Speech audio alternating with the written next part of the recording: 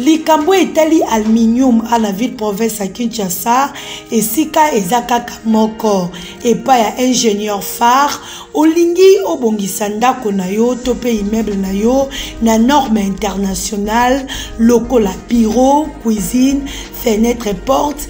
Benga ingénieur phare na plus 243 983 23 800.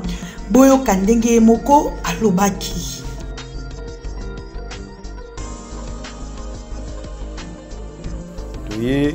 Pour présenter Bino, Babiloko Bisu de Salaga. Salaga, porte, fenêtre, meubles de cuisine, garde-fou, accloisonnement, baies vitrées, plaquage alcobone, tout ça là, misala moi belé, boyebi à inox, différents métiers, zawana, tout ça là, donc, misala moi belé, za soutien l'aluminium toujours. Tout est libino. Promotion il y a 2 mois au Batnyos bana bazotonga bandaku au bana ba chantier na bango au bana besoin bazo aluminium ya qualité pe musala ya qualité biso ba ingénieur congolais au basala na ba étranger to bengi bino pe boya ebele ko somba ba aluminium na prix ya mukie aluminium tuzana ba qualité ebele tuzana ba qualité ba chinois tuzana qualité ba libanais to qualité il y a l'Itraco, biso a fabrication internationale, biso tout ça là sans frontières, selon les étrangers au bazo pesa biso ba misala. Numéro na biso eza plus 243 983 23 88. Na bandeli 0983 23 88. Adresse na biso eza na limité Funa. OK, ba télé eza tout ça na dépôt ya ba libanais au dépôt ya ba ouest africain. Biso tout ça là c'est le choix ya mutu. Obengi ba technicien ba kiti na terrain na chantier ou na immeuble toye tozwe ba mesure to solo li ba opesa yo 3 prix. Na 3 prix on eza ba qualité ba chinois ya ba libanais na ya ba étranger. Toza pinda à l'aise pour na bino to pesi bino merci na ba obenga ba ope batinda biso pour tout ça la mission to pesi bino merci. Donc nzamba pambola mboka na biso apambola ba bana besoin Bacha Balmenyo.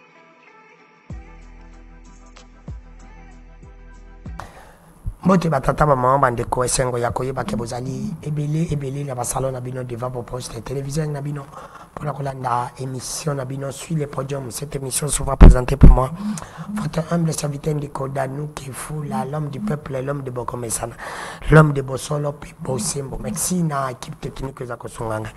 Olivier Lunganga zana derrière la caméra. Merci na James Kifa qui est mon réalisateur aujourd'hui n'est pas là, il a fui.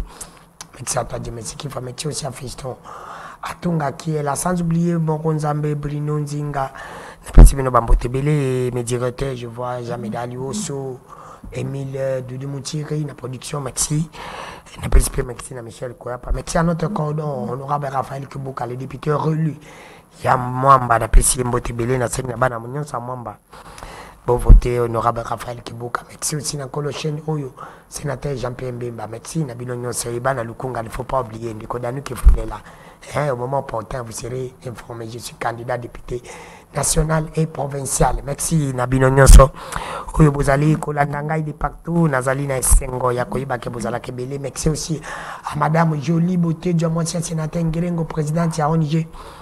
Quel grand petit humain à Pétion Bambote Belé, sans oublier mon oncle privé personnel et maintenant pas parti à Bénin, à Pétion Bambote Belé, l'homme qui fait la fierté à Congolais. La Banque mondiale, merci à vous, merci aussi à mon vieux trésor mange les boss, si lancé de quitter mon vieux Namoni Babylon à Sikekoti. Balobi, merci à toi, mon vieux trésor mange les boss, mon taille des personnes à la Gambong avant pouvoir. Merci aussi à mon vieux Banga, business, Libobé, merci à mon vieux honoré, Lulen de la Suède, n'a pas son beauté, n'a pas le prophète Bijou Moupina, puis prophète Bijou Moupina qui est là parmi mes invités, il fallait.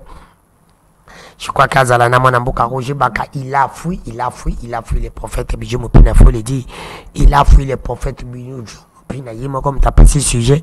Il m'a condé Moutou Akimi. Nous ne savons pas pourquoi il a fui. On ne sait pas, ça n'engage pas moi, ça n'engage que lui-même. Il a fui l'émission. Roger Baka, partout, nous sommes bateau. Vous allez Kolukaye, Bomoni, Yebo, Ibisaï, Kende Kodanu qui fout l'homme du peuple à l'Okimi émission. Okimi émission. Okimi émission. Okimi, prophète Bijou Moupina. Pourquoi? Parce que Aïbi au bien. Le prophète dit, je le connais. Il y a un système de génie. Merci. Il y a le bail dans le bureau, pasteur nyonso ko signa ko sana un débat carré politique na aussi la ngate Roger Bakayom to ebisa kengai.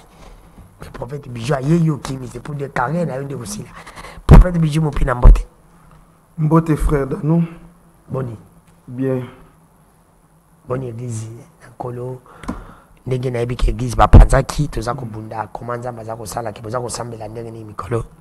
Oui, église l'église a démoli. Toujours sambela na ba conditions difficiles libanda na ba bâche yango nazaka kosenga aide na bato oyo nzamba ko toucher bango comme j'avais dit la fois passée gouvernement président na présidence na ba autorité ya mboka notre église a été démolie sans pour autant ba prévenir biso les vendredis to prier samedi ba yeba bouki église na ba cotisation na biso ya mike on avait essayé d'embellir mais tant tout est par terre alors na moto nzamba ko toucher et ça ba konzi ya mboka président de la République Mama Denise premier ministre sa femme président Bati président Bosso tous un vice premier ministre Jean-Pierre Mbemba, Maman Liliane, Nabatunion, Vital Kamer et sa femme aussi, Maman Amida, Naba Konzunionso, Yamboka, Oyo Bazako diriger Biso, Pena Batu, Oyo Bazami Tema Malamu, église Tobongisaki, mais église Babouki, sans ba prévenir Biso, mais Mikanda Eza en ordre, mais Babouki église. Sans préavis, sans bazong c'est la biso garantie babouki église. Na yeko funda bangote parce que église babouki eza église ya Nzambe. Nzambe imoka ebininga ko s'occuper na bango kalate mvule zo banda. Yon na vraiment na besoin d'aide o Nzamba ko toucher même na gouvernement na sengi aussi na président ya église ya réveil avec Dodo Kamba donc église ya réveil na sengi pe intervention na ye akoki pe kosombelanga pe lupango akoki pe kopesa pe mbongo tosomba lupango pona église ya réveil ata eza te ki ya ekokuta église wana mais comme lui il est à la tête akoki aussi ko sala grâce wana pourquoi pas kolukela biso place to kosomba mais na yebi que église ya réveil eza bien na mbongo te même avec son argent propre il peut aussi faire pe na ba autorité pe ya mboka aussi ndé nazana besoin vraiment aide soki nasi nazwa ki aide ndé ngana lekate mais jusque là nazwa na aide wana te ba yedaka nzambe te ngai ndé nazo senga parce que bato baza ko prier na ba condition ya mabe si la pluie commence ba bâche je ne sais pas comment on va se mettre et plutôt semble pas na ngai na ba condition ya bien te pendant que semble na ba condition ya bien mais si koyo banda ba démolisa ki église toujours semble ba condition ya bien te puis quelques membres aussi bazwa pe le sous-souté ba kimi parce que ba condition prier za bien te alors mutu oyo azali toucher nzamba ko toucher nazana besoin ya esika soki pe possibilité ya kosombela biso esika to ya kopesa mbongo poto sala nzamba ko zanga opambola binote parce que nazomona pe bazosombela église catholique mabiloko ba église kimbangiste ezana ba église pe ebele pe ezana ba partenaire pe ba église mususu bazosoma pe ba mituka pona ba pasteur na bango ngai pe naza pasteur tango bosala yango ka pona ba pasteur na bino te bosala yango pona nzambe donc pona nzambe aussi vraiment nazolinga koleka pe kolobela yango kosenga aide ko aider nzambe te po nzambe ayidaka ete eza po ko aider bana nzambe ba prier na ba condition ya malamu puisque la pluie ezo ko banda kalate vraiment yango na répéter na bandi lisusu ko loba ce qui est na ba service ya sécurité zo kangai nazo senga aide na président de la République yaza numéro 1 ya mboka pe na sengi na bamna Mama Denise aussi parce que azali pe peme na président na sengi pe na Vital Kamer na sengi na Mama Amida je vois aussi ba ONG na bango iza ko aider bato alors nazo senga pe na compte na ba ONG na bango nzambe soki a touché bango basomba pe ba konzi nyonso nazongisi pe koloba sous Jean-Pierre vice Premier ministre Jean-Pierre Mbemba nazo passé na chaîne na yo maman Liliane bato sécurité soki bazali nga naza moko ya pasteur ya Congo mikana na ngeza en ordre église eza démolie toza en ordre na mikana nyonso ba prévenaki biso te donc Soficom eza banque nga na kosama na bango te j'ai pas de possibilité naye kofunda bango te mais sauf que bango nde ba démolir église parce que basombi lupango wana epa ya ba papa leki oli basomba bon so basi ba traiter ma caméra mon là je ne sais pas mais sauf que tant yo sombi l'état peut sur raison il faut opérer ça quand même préavis bon ba bouki une église destruction méchante sans garantie sans besoin de quelque chose sans nous prévenir alors on a eu ça l'autre matin il y a on a zoleka Nzambe ya touché Nzambe a touché na sengi na président Bahati sengi na président Bahati na mona ka yo sombe sike belé ya ba parti na yo peu zo soma mapango pour na ba parti politique pourquoi pas acheter aussi pour nous ou alors nous aider aussi et si ka pour ça tout ça la église pour Nzambe papa Mbosso aussi président Mbosso na parlement oui donc pe na sengi na batu nyonso bazolanda ngai soki na ça fait déjà presque 3 semaines nazoleka mais na monata aide ya mutute mais j'avais dit si eza possible ya ko filmer ngai na compte ya ONG Songolo Pakala pona Nzambe kosunga vraiment je suis prêt à filmer na eloko no so kopesa bato bakomona yango ekozala pona ngai te za pona Nzambe na leki ko senga te pona lesa mwasi na ngana bana te na leki parce que église ya Nzambe eza détruite ba possibilité ya kotonga vite siko eza te yango na leki naza ko senga aide na bakonzi pe na répéter na sengi na présidence de la République ba service ya présidence obozo kangai vraiment na sengi na bino message oyo comme pas président de la République parce que c'est lui qui est le numéro 1 donc on a leki awa nazana besoin pour na mona kapé bazotonga ba église mususu bazape ko salisa ba pasteur mususu yango ngai pe tango na mona kapé pesinga force ya ko senga aide non seulement pas na président mais na gouvernement aussi na ba ministre nyonso hein ba ministre nyonso aussi donc c'est ça. Merci. Nangana loba ke soki mutaza na aide alinga aider numéro eza wana na télévision so ba passer pas dans nous ba kozwanga na facilité et puis biloko nyonso ya kopesa to kozonga na TV ko senga pe merci parce que ceux qui muta salisi a pesi loko il faut ko senga merci je passerai à la télé pour remercier batu nyonso oyo ba tielo boko na bango de façon que bana Nzambe tango mvule zo banda to prier na ba condition moko ya malamu. Merci beaucoup, merci d'avance pour na yebi ke Nzambe a ko toucher bino pe boko salisa boko yoka mbela nanga demande nanga c'est ça. Merci prophète Bijou Mopina merci na bande nyonso prophète Bijou Mopina to ko meka ko beta lisolo il y a un sujet où il fallait tout sur la débat mais ko débattre na réalité to ko le belango esprit à développement à travers au biso to le baka nazolingana le belango na lingala mingi parce que faut yebosa na ke biso to zali na ba kitui na biso ya mboka chaque pays azana kitui na ye alors est-ce que kitui na biso ya africain et kokipe comme même mboka na biso ou bien Afrique na développement c'est ça le grand problème par rapport à la Bible kitui na biso ba africain to yebi ke to zana kitui na biso etinde zalaka est-ce que kokipe comme même mboka na biso on parle de l'Afrique personnellement nous parlons aussi de la RDC kitui na biso pe Congo et koki ko pousser pe République démocratique du Congo dans le développement, comme dit la Bible. Ok. Nazo regretté. Roger Baka, il prétend être le moindre de tous. Aza moindre de tous par rapport à qui Azo se comparé à Nani pour y ami benga moindre de tous. Ça c'est Aza complexe. Hein? Je suis moindre de tous. Nde apesi temo pe aye poto développer pe azoluba bien que l'église a réveil, ils niveau l'église a réveil, niveau qui est réseaux sociaux, tout. Mais parole en Nzambe fait la prêcher dans les conditions nyonso. Attends les réseaux sociaux, attends na balabala, attends partout, attends na boîte, il faut que prêcher parole en Nzambe.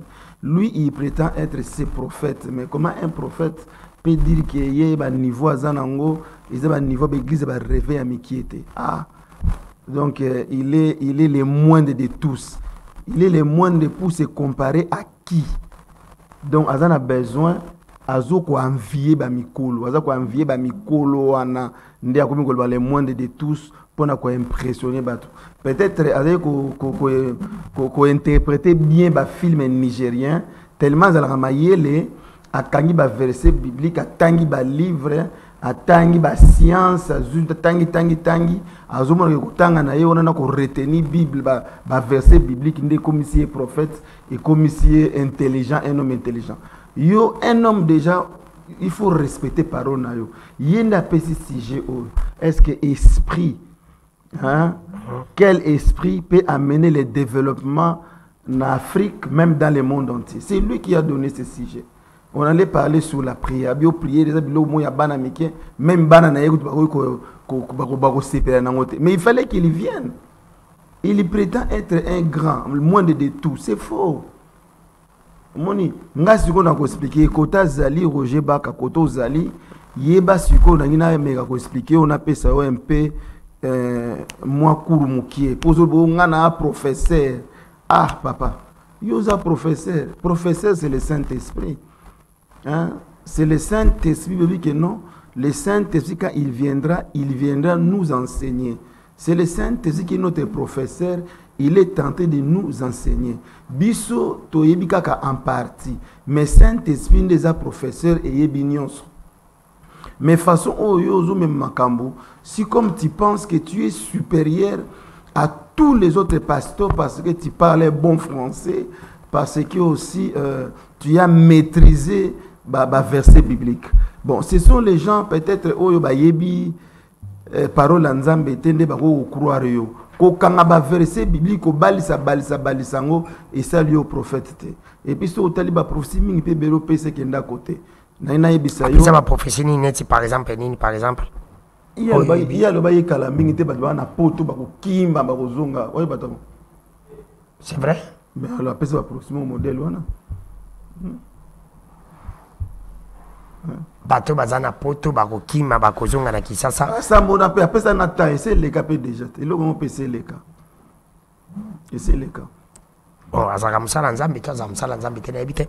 Kota na sujet un homme de Dieu devait aussi honorer parole na ye. Aza serviteur en Nzambe oui. Selon ye aza serviteur en Nzambe. Moni, maintenant ba serviteur en Nzambe, il y a les vrais et les faux serviteurs aussi. Balobi beaucoup yeba bango kaka na misala na bango. Bon, na thème o ya pesa ki na o développant. Na Genèse chapitre 2 na verset 15. Ah, on a ko expliquer science té. Il y a une habitude de expliquer science. Azu ba livre atangi ba signe kabbalistique, atangi ba signe aye awa azo kosa ba signe atangaki. Il fallait qu'il soit là. Nous avons développé un sujet où il y a le bakiwana pour nous essayer de éclaircir bateau. So nous avons le français qui toque, toi avons le vite, toi avons le verset belé na mutu et ça lié serviteur en Zambété, toi ça lié grand serviteur té. Bible le Bible na Genèse chapitre 2 le verset 15. L'Éternel Dieu prit l'homme et le plaça dans le jardin d'Éden pour les cultiver et pour les garder. Nakati ya jardin d'Éden, Nzambe a placé qui Adam na Ève. Nakati ya jardin d'Éden, pe ayebisi bango bo cultiver la terre. Donc cela signifie tangu Adam na Ève bazai kat na jardin d'Éden, Nzambe a pese ki bango capacité ya ko développer la terre. Donc pour ko développer Afrique, ko développer Congo, il y a un esprit qui va faire afin que le Congo soit développé. Alors il fallait qu'il soit là. Parce qu'il n'a pas d'esprit, parce qu'il est parlé sur l'esprit qui amène le développement. Oui, ils ont un pays où baza développé. Mais bazali développé derrière un esprit. Parce que tu y es bien loko moko na jardin d'Éden, Adam na Ève, tango nzambe alobaki na bango balia mbuma te. Tango baliaki mbuma te, bazaki na communion na esprit moko on appelle le Saint-Esprit, l'esprit de Dieu, donc l'esprit supérieur. Mais tango ba désobéissaki en écoutant la voix du diable, ils ont fait entrer un autre esprit na bomo na bango. Omoni sikoyo Bible lobi boy. Le diable se déguise à l'ange de lumière. Diable wana ouazako se déguiser na ange de lumière. Il est aussi capable d'opérer les miracles, de faire aussi développer un pays. Ils ont bamboka mususu, ils allaient développer mais ba chrétienté.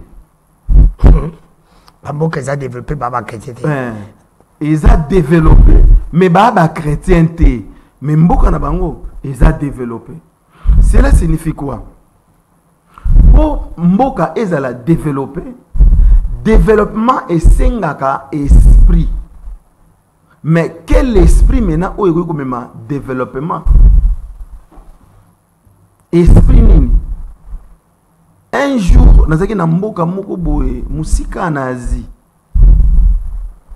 Na mboka wana nzambe na bango Bouddha. Hein, en bref, c'était à Thaïlande. Bouddha.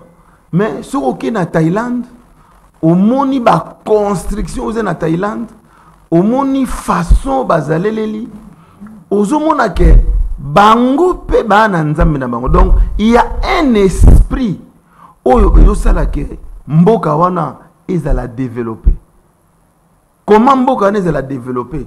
Parce que mboka wana eza na esprit moko oyo bango baza ko obéir, oyo bango baza ko se soumettre na esprit wana.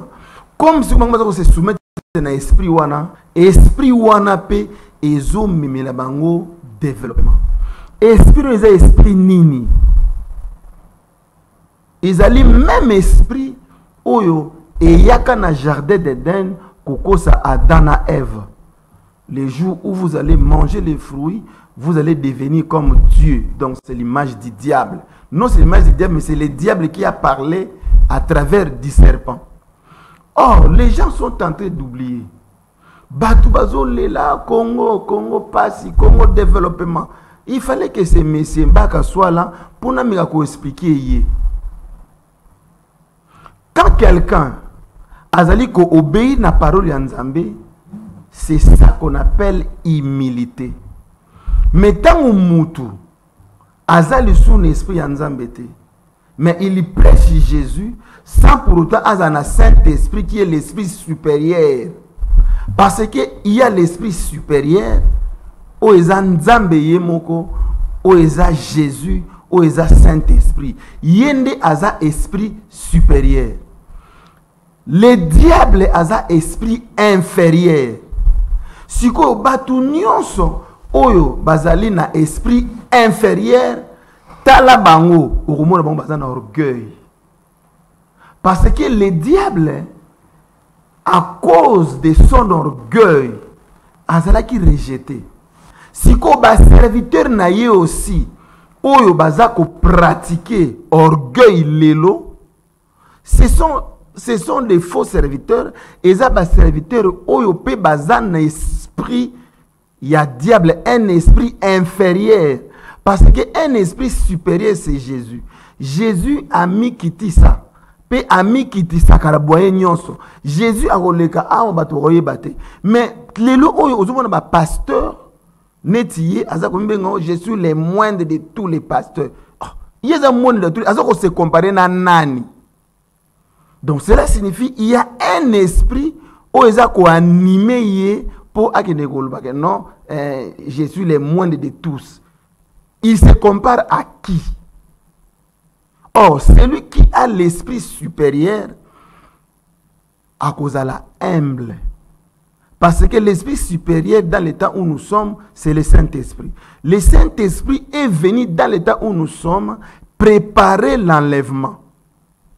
Non seulement préparer l'enlèvement par l'Esprit Saint, le Saint-Esprit va aussi faire développer un pays. Parce que Nzambe tango asalaki Satan, Satan a bimi et pas Nzambe. Ce qui Satan a la capacité, il y a qu'à développer Bamboka. Si qu'on a comme une faute raison, l'esprit supérieur, le Saint-Esprit, Jésus a la incapable, il y a qu'à développer Mboka. Ce qui est un esprit inférieur, à cause se baser plus dans le bien matériel, puis au monde orgueil, pas na yazo monde banyozo pamba. Cela signifie il a un esprit inférieur. Mutu a un esprit supérieur et ça mutu oyo aza humble. L'humilité précède la gloire. Cela signifie quoi? Et ça n'a pas tout le temps non. On devait parler sur l'esprit de développement panafricanisme. Donc, on a un thème.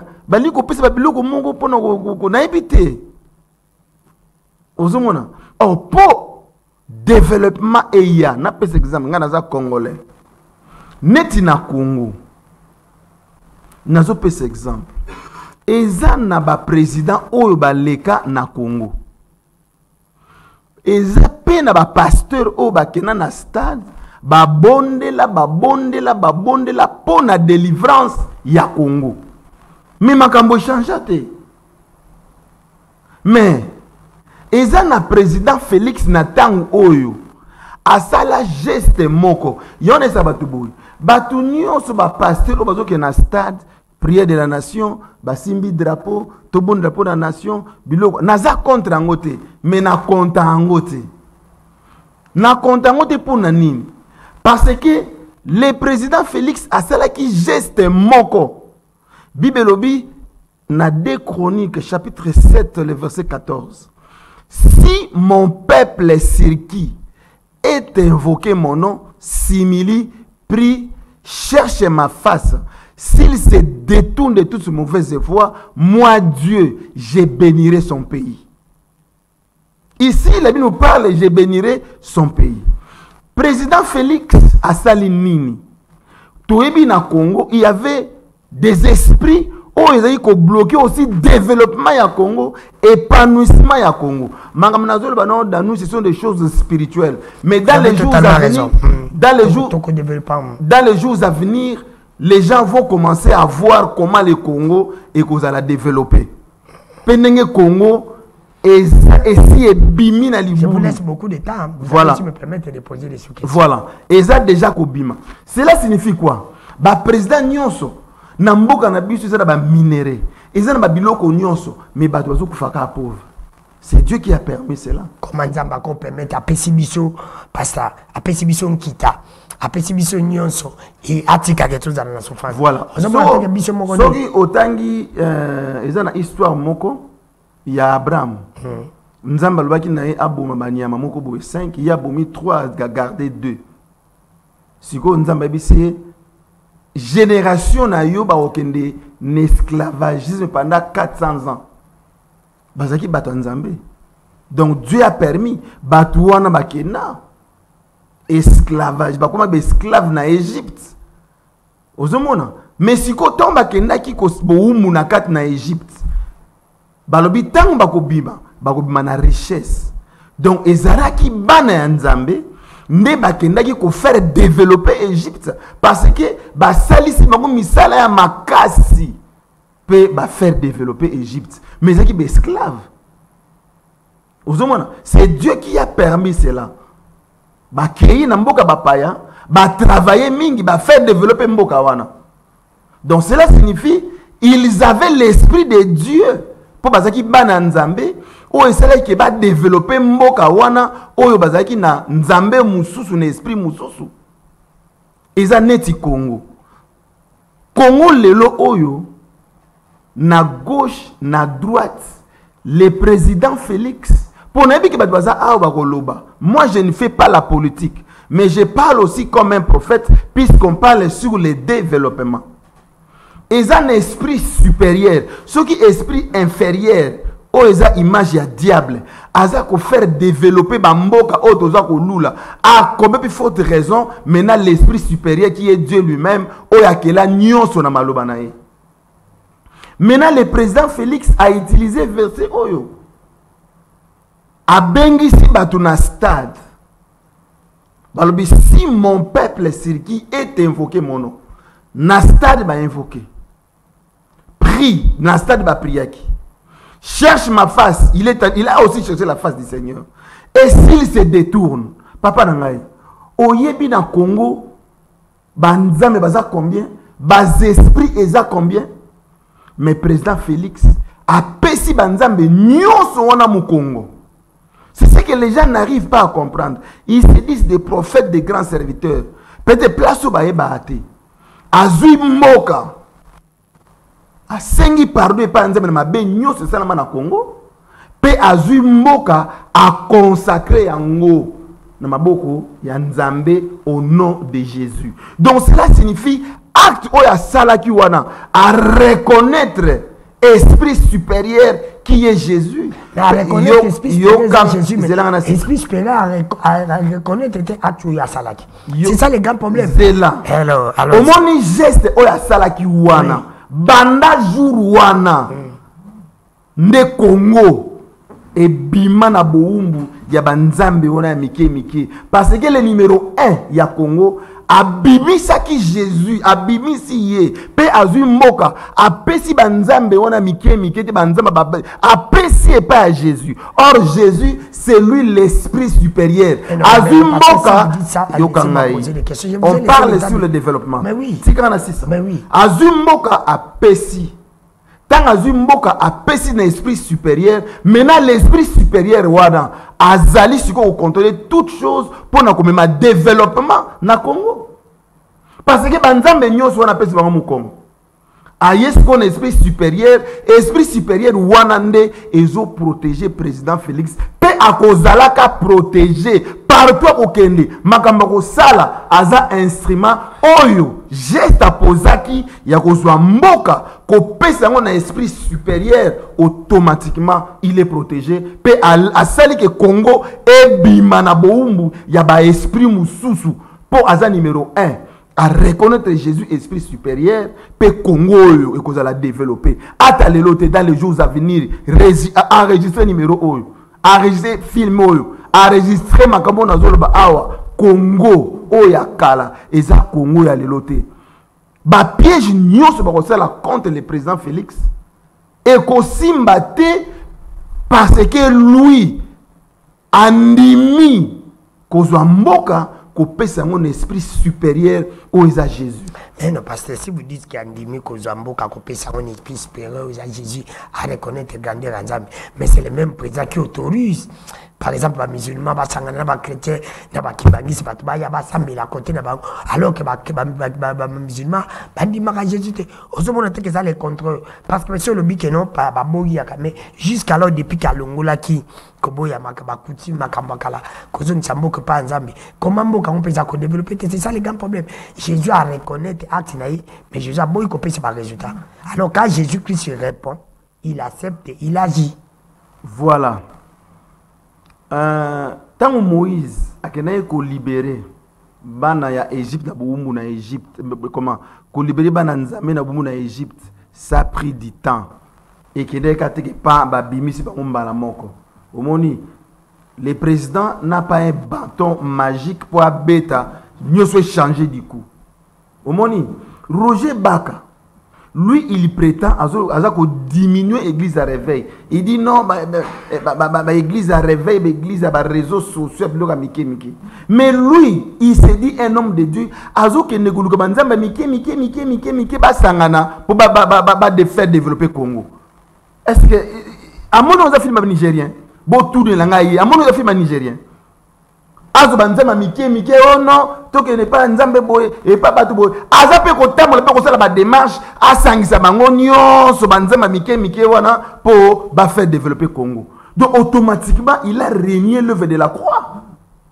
automatiquement il a renié l'esprit supérieur qui est Jésus. En la serviteur de Nini. Lui qui prétend être le moindre de tous, il se compare à qui? Comment moi ça m'a étonné. Et puis il viendra là donner la prophétie. Prophétie na Djangwa. Na komwa nani. Pendant que hier ko tambola on pour le développement Congo, il faut qu'on sangisa banzambe. Banzambe nzambe ba sangisa ka été. C'est que le président Félix a salaki na stade a pesa qui déjà banzambe nyonso mu Congo.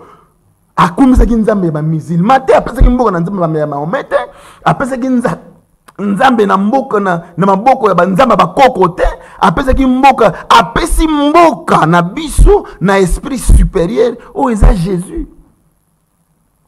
Yo meta muta sali geste wana nzamba kotika ye te parce que ba président ba leka ba sala yango te mais lui il a fait ça.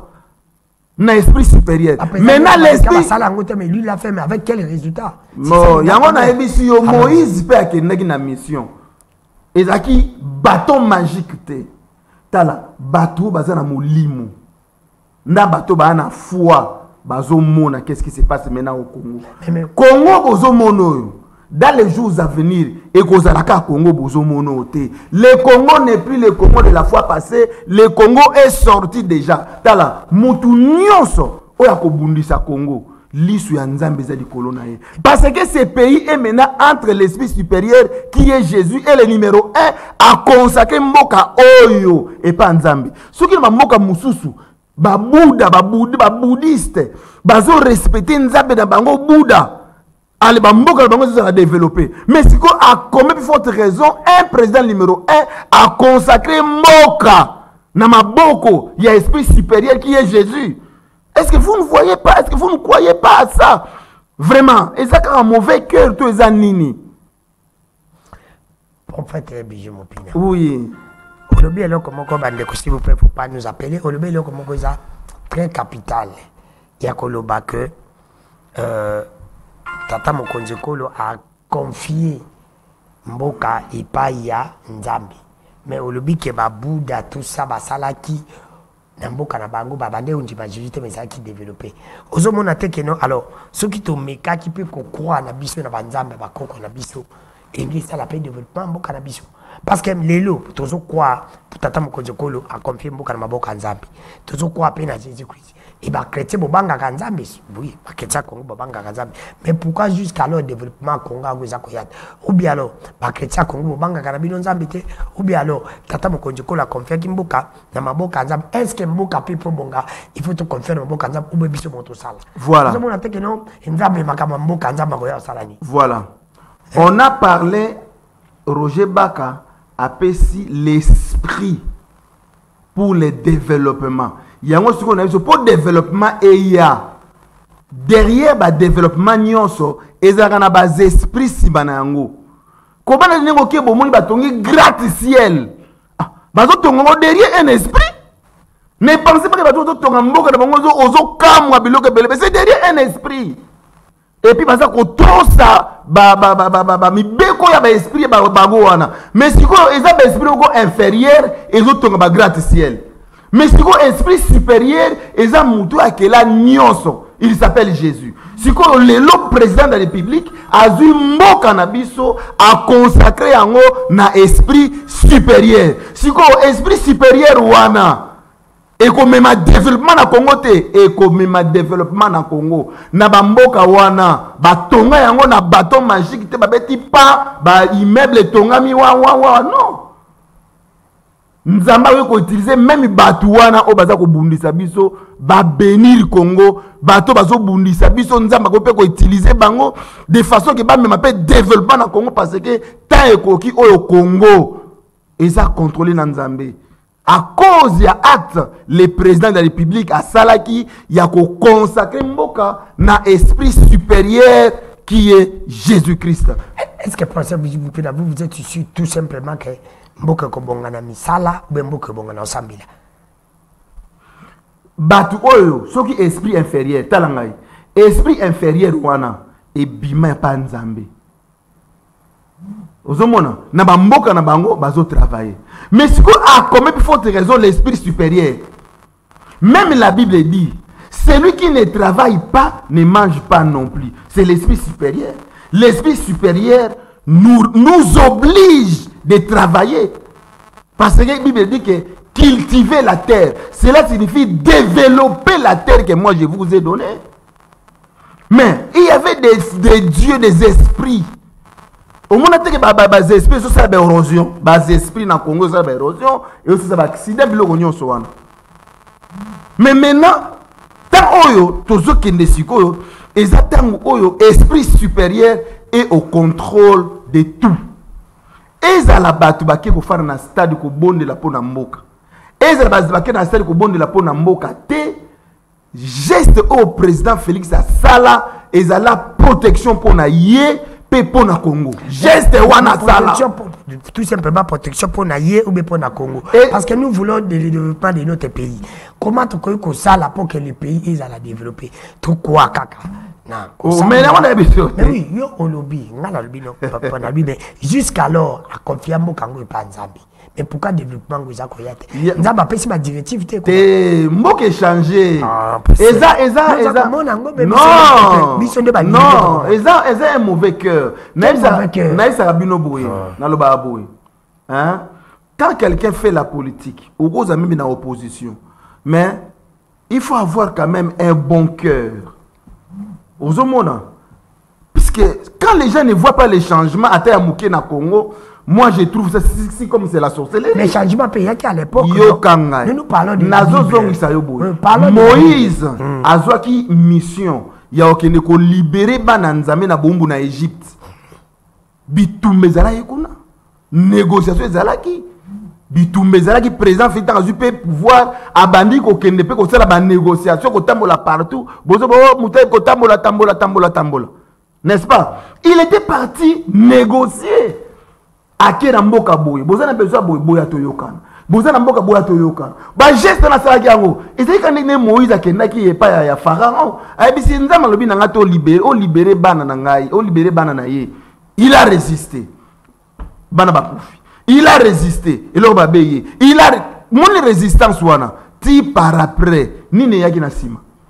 A libérer ki bango pe alinga ki pe kaka boma bango mais finalité ni ne yaki Pharaon na armée na ye ba viva ki soute ba kufaki. Yango na lobi pays nyonso oyo sopa makile ya peuple congolais. Danu kanga data lelo e ba kotika la impunité. Batu ba telema na Congo na singaka unité na Congo, réconciliation, unité na Congo, beaucoup mona parce que ce n'est pas hasard Nzambe acha ba richesse na Congo et ça hasard te mais si ko ta ekoki o ba richesse wana et sengeli siko au peuple congolais peut profiter na yango parce que ezape moko ya biloko oyo ko meme évangile la bonne parole pure dans le monde entier. Mais parce que oui, qu'ils ont un régime, comme les gens le disent souvent, que Nzamba Salaki a les maquia zotambo la dubo mengonyoso abwaki na Congo. Comment abwaki na Congo, batubabi, mais comment Nzamba koboka mengonyoso na Congo habité. Donc la bombe bazala nyoso. Bakozana bakobonganga te bakoyeba te bakosala nini mbutu mutu kota yangwana biso tatu sambeli te zali ali babemo o tozana parce que tozana richesse nyonso o ka mo raisonnement na c'était à terme mais comme nazalo musala nzambe na mituna na bon ezaki na ba ça fait pas plus de 10 ans passés nazaki na Kamina na Lubumbashi na village benga Kaboto na Kime na tika ba prophète o nzamba recommanda bango basambelaka pona Congo ba yebani te mais basambelaka kaka pona Congo nzambe nda recommanda bango basambela pona Congo jamais ba ya awa bakenda ko senga place na stade basimba drapeau mais nzamba zo recommander bango basambela pona Congo ezaka neti bana oyo bana Israël bazaki bumbu na Égypte kolela na bango nzambe ayokaki ezapika kolela ya ba pasteur kolela ya bana nzambe oyo bazako sambela pona Congo nzambe ayoki pe atindi un homme cet homme là aye azui moka a consacré yango na esprit supérieur qui est Jésus-Christ siko nani yango akoyo ko toucher Jésus. Batu nyonso zo mona wana ils savent Yoso mona mboka nini Union européenne, MONUSCO, communauté européenne, bango nyonso contre mboka moko kaka Congo. Vous n'arrivez pas à comprendre. Congo est entre les mains de Dieu. Ils feront rien dans ces pays, tous ces gens-là. Ils vont s'humilier, Nzamba à humilier, à faire à genoux bango. Batunyo zomona wana parce que makambo eza na Congo, ba Congolais ba yiba yango te. Nzambe nde apesa bango. Pe président azui sous mokango na ba bien wana apesa yango Jésus esprit supérieur. Siko yo okende wapi? C'est pour ça que le président est protégé. Personne ne pouvait lui faire du mal, jamais. Parce qu'il y a un instrument moko oyo ana mission na Congo. Nazo bateki pa tuso bandima yango. To nazo flatter mais je dis ce qui est vrai parce que développement tozo komona bon baki to komona to komi 4 tozo mona 4 danu bango bakomona na yebisaka yo boye na yebisaka yo le président Félix a otika pouvoir et le président Joseph plutôt a otika pouvoir, n'est-ce pas? Mobulo Ebimate Félix dans la pouvoir, Martin Fayulu aux présidenté, pe a otika la jamais aux la président na Congo na loba parce que le babilo kabongo jamais mais na zo yebisa ya otika la yo yebisa yo yebi avenir amutuki lobi bin mo lingani bolina legana bolina ya chebe na flatter ba ça biso mutawo ya passer président Félix na ebiso mutawo président Félix na ebiso non jamais non mais non toujours tout dans zéro c'est le moko na c'est le moko et ça na geste moko président Félix a sala na ina fait réfléchir bino maté fala ko sala yo kanga yo ba benga na bango ba benga moi je ne suis pas là zela na biso le moko nzamba linga réconciliation président Félix azaki populaire tant bakena na Genève batu nyonso ba ke candidat commun en opposition ezanan eza Félix mais à notre grande surprise ata yo posaki surpris aleki liboso yokanga aleki liboso alobi yokanga yi aleki liboso alobi le changement c'est Martin Fayulu. Oh tel esprit wana tala azui bokonzi oyo ba pesiye oyo population zelaye mais azui yango apesi mutu mususu mais tellement ezalaki yende bokonzi population etelemi pe azongi élection salami azongi li place na ye geste wana salaka wana eza geste moko grave pesa leçon même nous les serviteurs de Dieu toko sala ngote pour ba pasteur lelo bazo welela ba poste mais mutu zaki populaire mais andimi atika apesa mutu mo zaki impopulaire qui connaissait Martin Fayulu na Congo qui mais andimi geste wana salaki wana qui peut le faire? Politique n'est pas geste wada. Mais lui il a fait ça. Et par après, comme il y a un instrument, on zama le côté pour na Congo ezala ebima yewana azongi pe abimi président. Il y a des choses qu'on ne force pas dans la vie. Hein? Chaque chose a son temps. On ne force pas la nature. Merci prophète Biji Mopina. Développement à Congo c'est dans combien de temps? Ngana nzambe te nzamba ba lobinga te combien de temps mais na yebi ke Congo ya kaleza Congo lelo te Congo ya kaleza na libulu mais c'est bimi na libulu mwana esenge na ye abotama pe abana kongulu matambola Congo sikoyo mwana sabotami nde azokeli malembe et puis vous allez vivre les fruits dans les jours à venir. Est-ce que ba congolais ba kenda ke église pona osambela ba kenda église pona ko tondisa baba bamusu bakendeki na sentiment bamusu bakendeki po bamona bango bamusu bakendeki na bango par formalité mais bamusu bakendeki koluka ndongi ya nzambe ya solo parce que baza na vie éternelle baza na besoin de vie éternelle baza besoin ko adorer nzambe na bosolo parce que baza na besoin de vie éternelle mais la plupart bakendeki na église à formalité parce que baza na besoin de bongo maté bakendeki na bango bakamika na mabe ça ne sert à rien et puis la plupart baza na ba église o bazo prêcher bango la parole pureté bazo prêcher bango biloka mokili ça ne sert à rien au gagner biloka mokili au pesi bato mapango ba voiture biloko nyonso et puis par après au privé bango la vie éternelle non so ngo compter ba chrétien congolais suis dit au copé ça bango combien au ba sambela vraiment baza combien naza nzambe te seul nzambe oyo parler sans mais la plupart ba grand serviteur bozo mona ba grand wana sur o bozo mona ba grand sur 100% ta musu 95 Bana ba grand te. Bana ba faux Je serviteur. parle des chrétiens. Je ne parle pas des Bon, les chrétiens, Animi. chrétiens na Congo, oh bazo banganzen basé belé. Et belé, mais bien sur les bancs. Basé belé. Ça va combien sur 10? Moi, par contre, ça combien? Moi na oyebate. Na tie ba serviteur parce que na yebi beta dans ba serviteur. Ba chrétien na yebi bangote. Mais na yebi qui sauf que ba église est belé avec ba fausse doctrine, surtout de ba chrétien. To contre na ba doctrine bazali, papa na ngai. Attends, même plus de 90% il y a la population. Ils ont passé pour mon Nzambé parce que ils se retrouvé dans la mauvaise voie. Ils ont l'église à Malamouté où ils ont préparé un enlèvement. Ils ont comme plus fanatique, puis ils ont derrière la prédication où ils ont séparé ça, ils ont séparé ça, ils ont parole où ils ont mis vérité et préparé l'enlèvement. Bon, ils ont un frère, non, toi tu demandes l'argent, mais.